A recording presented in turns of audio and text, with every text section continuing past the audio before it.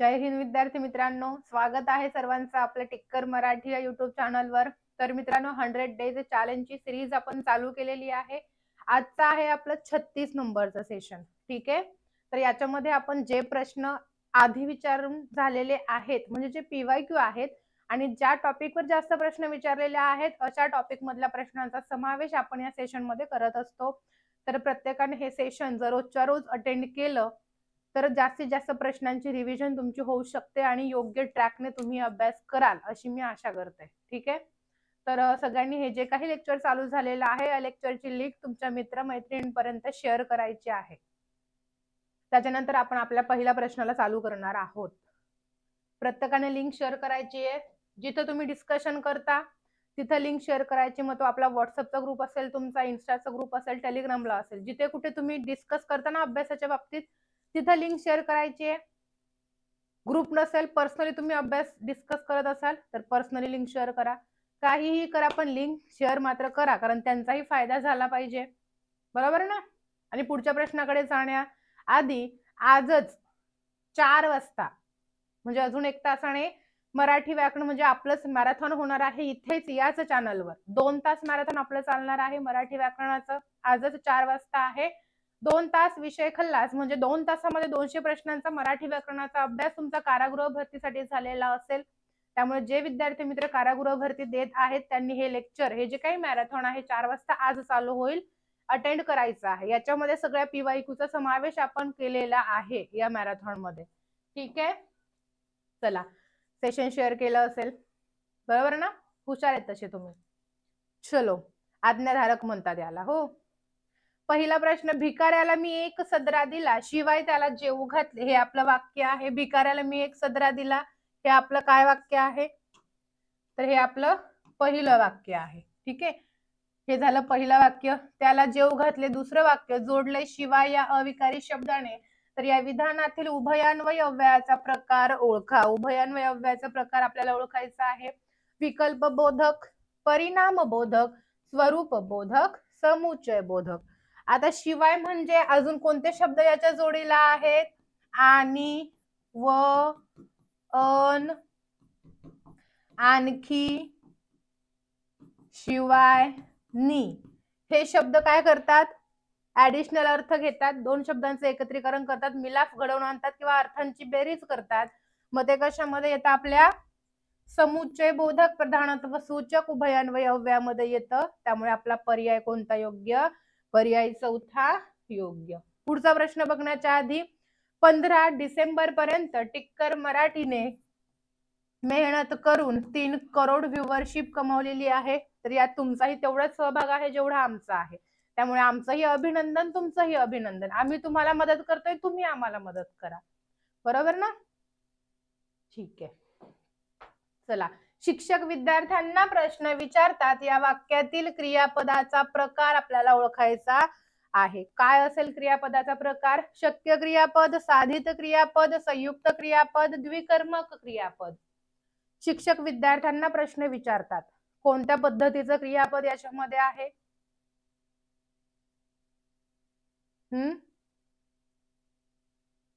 क्रियापदाचा प्रकार कोणता?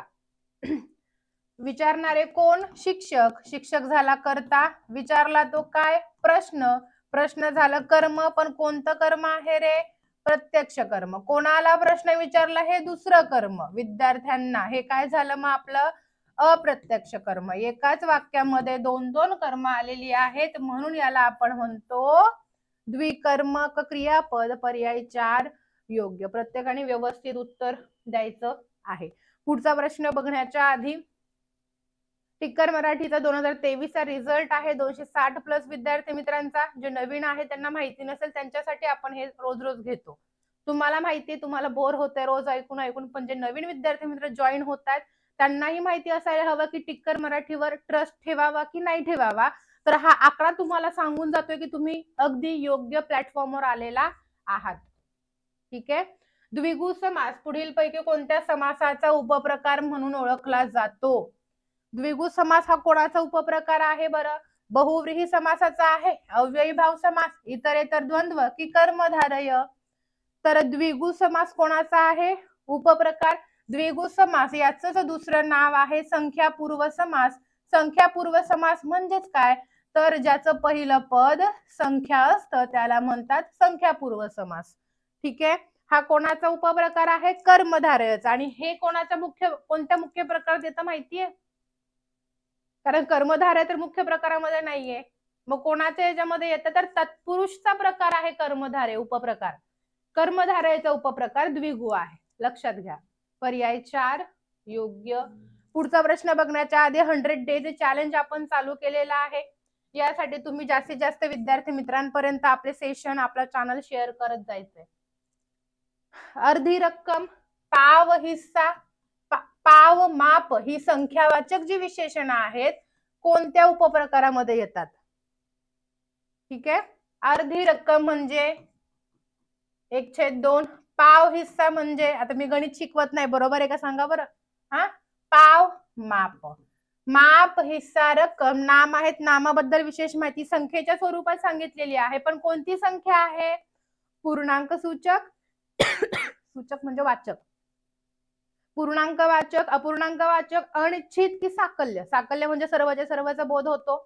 अनिश्चित म्हणजे संख्या आहे पण किती आहे माहिती नाहीये. पण इथं तर कळतंय ना, अर्धी आहे, 1/4 आहे, कळतं इथं. त्याच्यामुळे खालचे 2 कॅन्सल.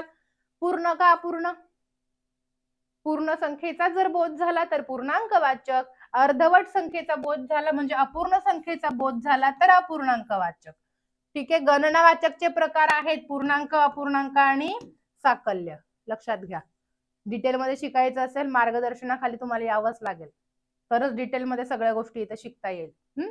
पर्याय 2 इथं योग्य आहे. युग परिवर्तन करणारा या शब्दसमूहासाठी खालीलपैकी अर्थ स्पष्ट करणारा पर्याय कोणता. युग परिवर्तन जो करतो त्याला काय म्हणतात रे, युगांतक म्हणतात, दिग्गज म्हणतात, युग प्रवर्तक म्हणतात की युगांत.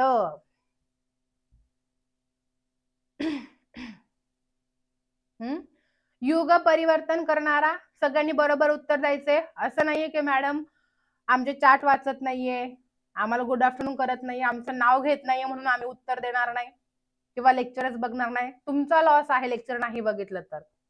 मॅडम तुमच्याशी बोलताय नाही बोलताय काय फरक पडतोय, तुमच्या घरी जेवायला यायचं मॅडमला नाही ना. प्रश्नांचा अभ्यास होणं गरजेचं आहे, त्यामुळे एकही प्रश्न मिस करायचा नाही. युग परिवर्तन करणारा म्हणजे त्याला आपण म्हणतो युग प्रवर्तक. पर्याय 3 योग्य. ज्या सामासिक शब्दांमध्ये दोन्ही पदांना महत्व नसून त्यामुळे तिसऱ्याच गोष्टीचा बोध होतो त्याला कोणता समास म्हणतात. कोणत्या समासाची व्याख्या दिलेली आहे वरती, कर्मधारय समास म्हणजे दिलेली दोन्ही पदे सारख्या सारख्या विभक्तीमध्ये असतात. अव्ययी भाव समास म्हणजे पहिलं पद महत्वाचं. द्वंद्व समास म्हणजे दिलेली दोन्ही पदे महत्वाची. आणि बहुव्रीही समास म्हणजेच काय, तर दिलेली दोन्ही पदे महत्वाची नसून 2 पदांवरून जेव्हा तिसऱ्याच पदाचा बोध होतो तेव्हा त्याला म्हणतात बहुव्रीही समास. पर्याय कोणता योग्य, पर्याय दुसरा योग्य. सेशन आवडत असेल सेशनला लाईक करायचे. आज 4 वाजता मॅरेथॉन असून सुद्धा तुमचं 100 डेज चॅलेंज मिस होऊ नये म्हणून रेकॉर्ड करून अपलोड करतेय. घाईघाईमध्ये तुमच्यासाठी वेळात वेळ काढून मी रेकॉर्डिंग अपलोड केलंय. ठीक आहे. त्यामुळे सेशन बघा, जमतंय का लाईक करायला. हा बघा मॅरेथॉन ठीक 4 वाजता चालू होणार आहे इथेच. ओके. त्यामुळे प्रत्येकाने अटेंड करायचं. महत्वाचं मॅरेथॉन आहे कारागृह विभाग भरतीसाठी. ठीक आहे. याच्यामध्ये आपण कारागृह पोलीस भरती जे काही PYQ आहेत त्याच्यातले प्रश्न यांच्यामध्ये आपण घेतलेले आहेत बरेच. काळजाचा लचका तुटणे या वाक्प्रचाराचा विरुद्धार्थी वाक्प्रचार ओळखा. काळजाचा लचका तुटणं म्हणजेच काय रे, आपलं मनोरथ जे होतं ते पूर्ण होणं, मनात काहीतरी विकल्प येणं, मनात मांडे खाणे की मन मोहरून जाणे. काळजाचा लचका तुटणं म्हणजे एखादी गोष्ट ऐकून बघा आपल्या काळजाचा लचका तुटल्यासारखं होतं, म्हणजे अचानक दुःख होतं. मग काय येईल रे, मन मोहरून गेले, मनात मांडे खाणे की मनोरथ पूर्ण करणे. काय येईल, मनात विकल्प, वेगवेगळ्या गोष्टी येणं, मनामध्ये मनात विकल्प येणे. पर्याय 2 योग्य. पुढचा प्रश्न बघण्याआधी स्पेशल पोलीस भरतीची आपली विजय बॅच चालू आहे, तर ज्यांना घ्यायची आहे 2500ची बॅच आहे, पण त्याच्यावर ऑफर चालू आहे. किती ऑफर आहे हे जाणून घेण्यासाठी एकदा ऑफिस नंबरवर कॉल करा. पुढचा प्रश्न, धातू साधित व सहाय्यक क्रियापद मिळून कोणतं क्रियापद तयार होतं? एकदम कचरा प्रश्न आहे, पण ज्यांचा अभ्यास झालाय त्यांच्यासाठीच आहे. ज्यांचा अभ्यास नाही झाला त्यांना काहीच नाही कळणार. धातू साधित प्लस सहाय्यक इज इक्वल टू आपलं काय बनतं रे? इज इक्वल टू धातू साधित म्हणजे धातूला प्रत्यय लागलेला आहे, पण क्रियापदाचा अर्थ पूर्ण करत नाहीये, वाक्याचा अर्थ पूर्ण करत नाहीये, म्हणून याला मदत म्हणून सहाय्यक क्रियापद येतं. धातू साधित प्लस सहाय्यक क्रियापद बनतं, हे वाक्याचा अर्थ पूर्ण करतं, पण दोघांपासून बनले म्हणून त्याला आपण म्हणतो संयुक्त क्रियापद. बरोबर. पर्याय कोणता योग्य आला मग आपला? धातू साधित व सहाय्यक क्रियापद मिळून संयुक्त क्रियापद तयार होते. पर्याय तिसरा योग्य. पुढील शब्दाचा प्रकार ओळखा. येरवाडी. क्रियाविशेषण, क्रियापद, विशेषण, नाम. येरवाडी काय आहे?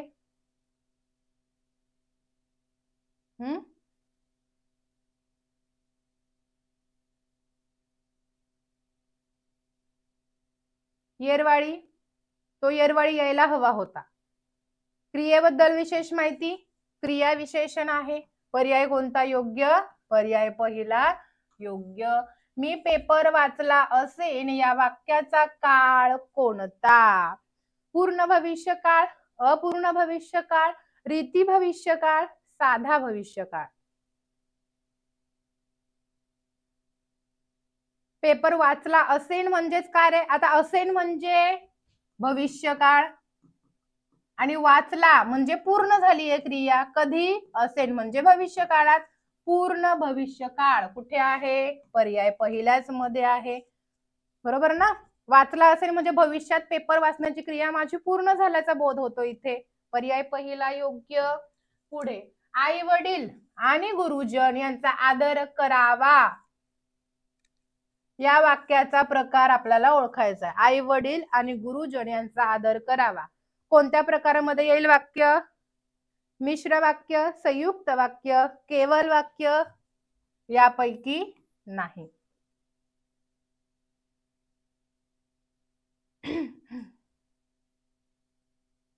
ओळखा.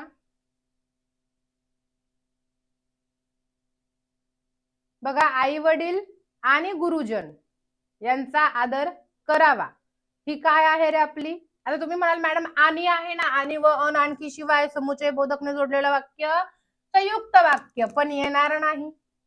आदर करावा अशी इच्छा आहे आपली. बरोबर. वाविवे म्हणजे विद्यार्थी आहे अर्थावरून जर बघायला गेलं तर, आणि विद्यार्थी म्हणजेच काय रे? आहे का काही आपल्याला याच्यामध्ये दिलंय का विद्यार्थी वाक्य? नाही, कारण विद्यार्थी वाक्य गौणत्व मध्ये पण येत नाही, प्रधान मध्ये पण येत नाही. मग अशा वेळी काय करायचंय? जेव्हा एक अविकारी शब्द दोन समान जातीचे शब्द जोडत असेल तेव्हा ते वाक्य केवल वाक्यामध्ये येतं. हे एक वाक्य माझं लक्षात ठेवायचंय. तुम्ही म्हणाल मॅडम यापैकी नाही उत्तर बरोबर आहे, पण नाही. बघा, राधा आणि गीता खेळत होत्या आणि आहे म्हणून संयुक्त वाक्य नाही घेऊ शकत तुम्ही. दोन समान जातीचे शब्द जेव्हा जोडले गेलेले असतील तेव्हा ते वाक्य साधं वाक्य, शुद्ध वाक्य असतं, केवल वाक्य असतं. मग पर्याय कोणता योग्य आहे इथे आपला? कन्सेप्ट क्लिअर झाली का? बऱ्याच विद्यार्थ्यांनी दिलं असेल ना 4 उत्तर. पर्याय तिसरा योग्य. अधोरेखित शब्दाची जात आपल्याला ओळखायची आहे. सिंह हा शूर प्राणी आहे. तर सिंह काय आहे? भाववाचक नाम आहे, विशेष नाम आहे, सर्वनाम आहे की सामान्य नाम आहे? सिंह काय आहे? सिंह हा शूर प्राणी आहे. कोणता पर्याय योग्य?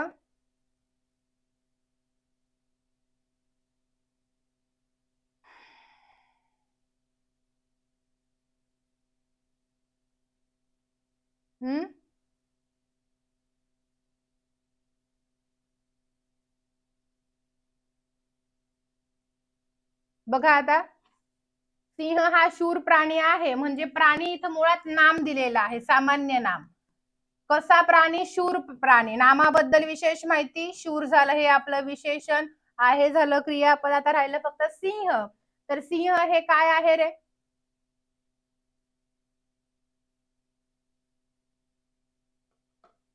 आता ओळखा सिंह काय आहे.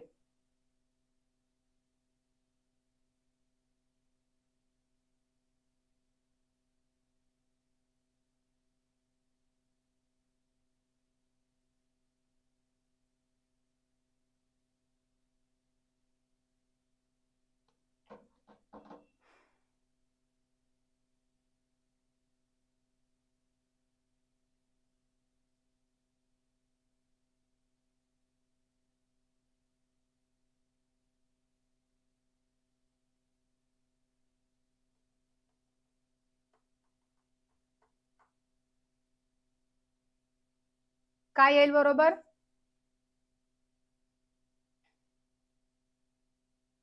प्राण्याचं नाव आहे सिंह, पण त्याच्यामध्ये पण प्रकार आहेत.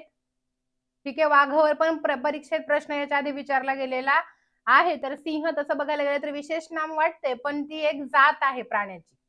ठीक आहे, त्याच्यामुळे ते सामान्य नामामध्येच येणार आहे. पर्याय 4 योग्य. थोडा कन्फ्यूज करणारा प्रश्न आहे. पुढचा प्रश्न बघण्याच्या आधी SSC GD ज्यांनी फॉर्म भरलाय त्यांच्यासाठी आपल्याकडे लाईव्ह बॅच अवेलेबल आहेत. सगळे विषय तुम्हाला फक्त 1499 रुपयाला भेटणार आहे. ज्यांना घ्यायची आहे त्यांनी टिक्कर मराठी ऍप डाउनलोड करायची, प्ले स्टोरला आहे. आणि काही जर प्रॉब्लेम येत असेल तर ऑफिस नंबरवर विचारून घ्यायचे. कामासाठी तो दाही दिशा फिरत होता या वाक्यातील अव्यय ओळखा. उभयान्वय अव्यय, शब्दयोगी अव्यय, क्रियाविशेषण अव्यय, केवळ प्रयोगी अव्यय. कामासाठी तो दाही दिशा फिरत होता. ठीक आहे, कोणतं अव्यय आलेलं आहे इथे.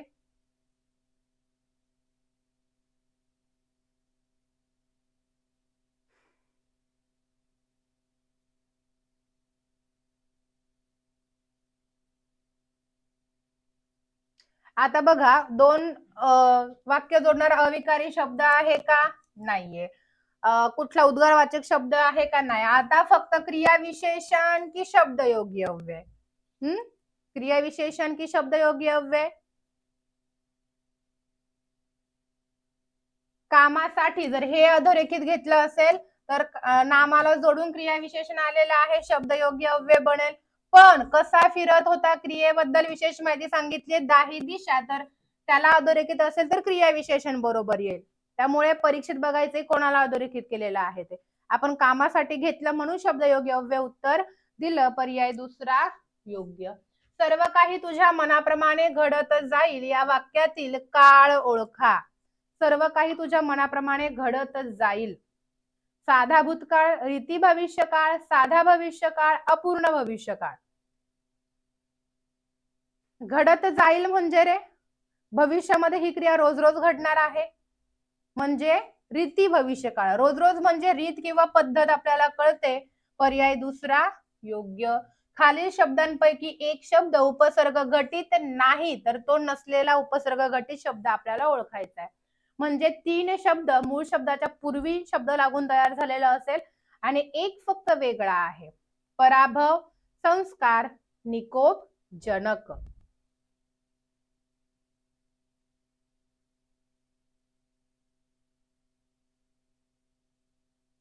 पराभव, संस्कार, निकोप आणि जनक.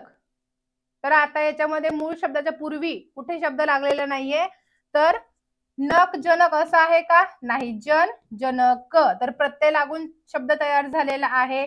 त्याच्यामुळे पर्याय कोणता योग्य आपला, पर्याय चौथा योग्य. ज्यांना सेशन आवडते त्यांनी सेशनला लाईक करून घ्यायचे. आणि आत्ताच थोड्या वेळानंतर म्हणजे 4 वाजता आपल्या इथे मॅरेथॉन चालू होणार आहे, प्रत्येकाने अटेंड करायचंय. खालील गटातील तत्सम शब्दांचा गट ओळखायचा आहे. पान, कान, दूध, कन्या, सत्कार, उत्सव, पोट, घाम, ओठ, आग, ग्रंथ, काम. तत्सम शब्द म्हणजे संस्कृत मधून जसाच्या तसा मराठीत घेतलेला शब्द ओळखायचा आपल्याला. कोणता असेल रे. आता इलिमिनेट करत जर गेलं तर पर्ण, कर्ण, दुग्ध हे झाले आपले संस्कृत जे सांगितलेत ते. पण हे आहेत तद्भव शब्द. त्याच्यानंतर याच्यात जर ओष्ठ बघितला, ओष्ठचा ओठ तद्भव झालेला आहे. त्याच्यानंतर कर्मचं काम जर इलिमिनेट करायला गेलं तर जे शब्द तुमच्या ओळखीचे वाटतात त्यांना केलंय मी राऊंड. मग उरला एकच, कन्या, सत्कार, उत्सव. उत्सव जरी तुम्हाला माहिती नसेल संस्कृत आहे, पण कन्या तर माहिती आहे ना. त्याच्यामध्ये कोणता शब्द बाजूला नाही निघत. इकडे जसे तिन्ही शब्द निघाले हे ते तिन्ही पण शब्द तद्भव आहेत, हे कळतंय लगेच. ठीक आहे, त्यामुळे तत्सम शब्द कोणते आहेत? पर्याय 2 मधील आहे. देशासाठी महात्माजींनी प्राणार्पण केले या वाक्यातील विभक्ती ओळखा. विभक्ती ओळखायची आपल्याला. द्वितीया, पंचमी, षष्ठी, चतुर्थी. आता मला सांगा, चाची चेचा आहे का? नाहीये. ऊन आहे का? नाहीये. आता द्वितीया की चतुर्थी? द्वितीय म्हणजे फक्त प्रत्यक्ष कर्माला प्रत्यय. देशासाठी महात्माजींनी प्राणार्पण केले. करणारे कोण? महात्मा गांधी. करता केले ते काय? प्राणार्पण. कर्म फक्त प्रत्यक्ष कर्म, पण याचे 2 कर्म नाहीच आहे, आणि जे कर्म आहे त्यालाही प्रत्यय नाहीये, त्यामुळे द्वितीय झाला कॅन्सल, उरला एकच. देशासाठी म्हणजे चतुर्थी विभक्ती प्रतिरूपक झालं हे, बरोबर? काय शिकलाय का तुम्ही? चतुर्थी विभक्ती प्रतिरूपक. चतुर्थी विभक्ती प्रतिरूपक शब्दयोगी अव्यय.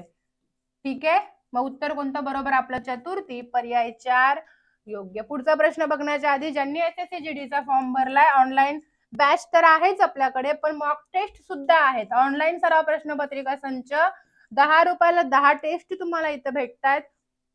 प्रश्नपत्रिका आहेत 10 रुपयाला 10. ज्यांना घ्यायची आहे ऑफिस नंबरवर कॉल करा. मराठी भाषेचे शिवाजी म्हणून कोणाला ओळखलं जातं रे? विष्णू शास्त्री चिपळूणकर, कृष्ण शास्त्री चिपळूणकर, दादोबा पांडुरंग तरखडकर आणि शिवाजी शिंदे. ट्रिक सांगितले तुम्ही तुम्हाला लक्षात ठेवायला. शव आणि जॅकलिन अशा 2 ट्रिक होत्या आपल्या. आठवते का? मराठी भाषेचे जॉन्सन, मराठी भाषेचे शिवाजी. कसं लक्षात ठेवायचं? दोन्हीकडे पण चिपळूणकर आहेत. मग कोणते चिपळूणकर इकडे आहेत कसं ओळखायचं? तर शव सांगितलं होतं. व म्हणजे विष्णू शास्त्री चिपळूणकर. पुढचा प्रश्न माझा तुम्हाला आहे, तो ऑफलाईन कमेंट बॉक्स मध्ये उत्तर द्यायचंय की मराठी भाषेचे शिवाजी ही उपाधी विष्णू शास्त्री चिपळूणकर यांना कोणी दिली होती? म्हणजे यांना कोणी म्हटले की तुम्ही मराठी भाषेचे शिवाजी आहात? तर हे मला ऑफलाईन कमेंट बॉक्स मध्ये उत्तर हवं आहे. जाऊयात पुढे. मग पुढचा प्रश्न बघण्याच्या आधी आपलं कारागृह विभाग भरतीचं मॅरेथॉन 4 वाजता आजच चालू होतं. इथंच 2 तासामध्ये 200 प्रश्न घेणार आहे. याच्यामध्ये 60-70% प्रश्न PYQ आहेत कारागृह विभागाचे. ठीक आहे, त्यामुळे जे विद्यार्थी मित्र ही एक्झाम देतात त्यांनी तर बघायचंच आहे. पोलीस भरती देणाऱ्यांनी बघायचं, कारण हा वेगळा काहीच नाहीये. पोलीस भरती मधलाच भाग आहे कारागृह पोलीस. ठीक आहे, त्यामुळे सगळ्यांनी हे मॅरेथॉन बघायचं आहे. आजपासून एक विषयाचा आपलं मॅरेथॉन चालू होतंय. सुरुवात आपल्यापासून आहे. ठीक आहे, सपोर्ट चांगला भेटला, रिस्पॉन्स चांगला भेटला तरच पुढच्या विषयांचे मॅरेथॉन होतील. ओके, चलो. जा या क्रियापदाचे भूतकाळात कोणते रूप होईल? भूतकाळ. जा हा मूळ धातू आहे, पण त्याला कोणता प्रत्यय लागल्यावर भूतकाळात रूपांतर होईल रे?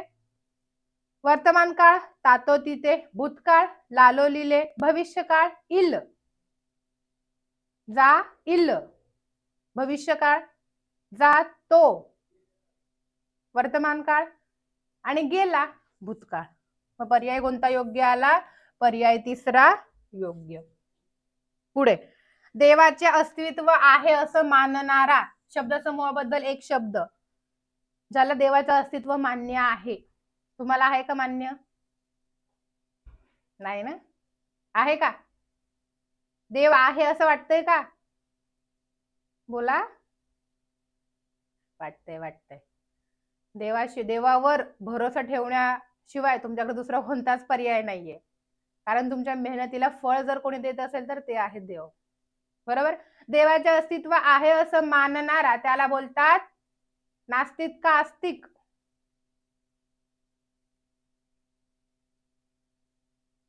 आस्तिक. नास्तिक नाही असं मानणारा नास्तिक. ठीक आहे, पर्याय ढोंगी म्हणतात भक्त. बघा बरं कोण आहेत तुम्ही याच्यामधले? देवाचे अस्तित्व मानणारा आस्तिक. पर्याय 2 योग्य.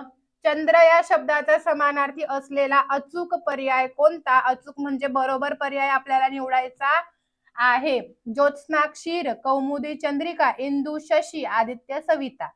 आता हे माहिती आहे तुम्हाला, ज्योत्स्ना, कौमुदी का इंदू. आता चंद्र शब्दाचा समानार्थी शब्द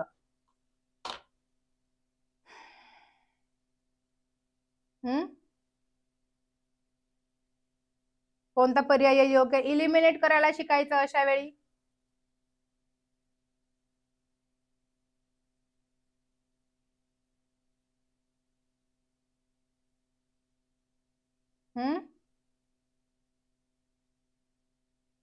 बघा, कौमुदी म्हणजे चांदणे, त्यामुळे इथंच विषय संपला. मग राहिलं काय? इंदू आणि शशी. पर्याय तिसरा योग्य. अय्या. कधी वापरतो रे अय्या? अय्या हा शब्द मराठी भाषेत कोणत्या भाषेतून घेण्यात आला? फारसी, हिंदी, तमिळ, पोर्तुगीज. अय्या, किती छान दिसतेस तू आज, बरोबर ना? तर अय्या हा कोणता शब्द आहे? पर्यायामध्ये दिला नाही ते सांगितलं असतं मी की 90% पोरांचा भ्रम होता की हा शब्द कानडी आहे. ठीक आहे, तर कानडी नाहीये. अय्या हा शब्द तमिळी आहे, तमिळ भाषेतून मराठीत घेतलाय. पर्याय कोणता योग्य? पर्याय तिसरा योग्य. पुढे प्रश्न आहेत अजून. एसएससी भरतीसाठी, एसएससी जीडीचा ज्यांनी फॉर्म भरलाय त्यांच्यासाठी टिक्कर मराठीने एक चॅनल ओपन केला युट्यूबला, टिक्कर मराठी एसएससी एक्झाम्स. जे ही एक्झाम देणार आहेत त्यांनी हा चॅनल सबस्क्राईब करायचा आहे आणि याच्यावर जे लेक्चर येतात ते पाहायचे. ठीक आहे, पुढे खालीलपैकी साधित क्रियापद ओळखा. साधित क्रियापद कोणता आहे? आला, मळमळले, मळमळते, पाणावले आणि पाहतो. साधित क्रियापद म्हणजे शब्दाच्या जातींना प्रत्यय लागून तयार झालेलं क्रियापद. कोणता आहे याच्यामध्ये? पाणी हे नाम आहे, नामाला प्रत्यय लागून क्रियापद बनलेलं आहे पाणावले. पाणावले म्हणजे पाणी आलं ना, पाणी. मग हे काय झालं रे? आपलं साधित आहे. पण कोणतं साधित आहे? पाणी नाम आहे, मग ते झालं आपलं नाम साधित क्रियापद. नाम साधित क्रियापद, धातू साधित क्रियापद, विशेषण साधित क्रियापद, क्रिया विशेषण साधित क्रियापद हे साधित प्रकरणामध्ये आपण शिकलेलो आहोत बॅच मध्ये. ठीक आहे, मग इथं उत्तर कोणतं बरोबर आहे आपलं? पर्याय पाणवले, पर्याय तिसरा योग्य. सेशन आवडत असेल सेशनला लाईक करायचं आहे. खालीलपैकी शोध या शब्दाचा समानार्थी शब्द कोणता नाही ते आपल्याला ओळखायचे. शोध शब्दाचा समानार्थी शब्द कोणता नाही? पूड, पीठ, चूर्ण आणि तर. आता जरी शोधचा अर्थ तुम्हाला कळाला नाही पण इथं तर तुम्ही लॉजिक लावू शकता ना. तीन शब्द एकाच शब्दाचे समानार्थी शब्द आहेत आणि एक फक्त त्यातला वेगळा आहे. मग तो वेगळा आहे, जो वेगळा आहे तोच तुम्हाला ओळखायचा आहे. ओळखा कोण वेगळं आहे याच्यामध्ये.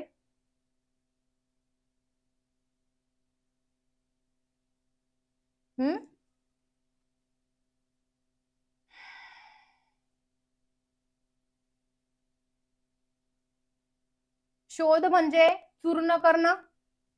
चूर्ण करणं म्हणजेच काय रे? चूर्ण करणे म्हणजेच काय? तर मिश्रण एकत्रित करणं आपण म्हणतो, बरोबर. मग त्याला अजून कोणते आहेत? चूर्ण करणे, मिश्रण एकत्रित करणं म्हणजे त्याचं पीठ करणं, पीठ करणं म्हणजे त्याची पूड करणं, बरोबर. मग याला एक वेगळा शब्द कोणता आहे? तर याच्यामध्ये येत नाही. ठीक आहे, चुकून इथं क्लिक झालं. तर याच्यामध्ये येत नाही. हे तीन समानार्थी आहे, एक फक्त वेगळा आहे, त्याच्यामुळे पर्याय आपला चौथा योग्य आहे.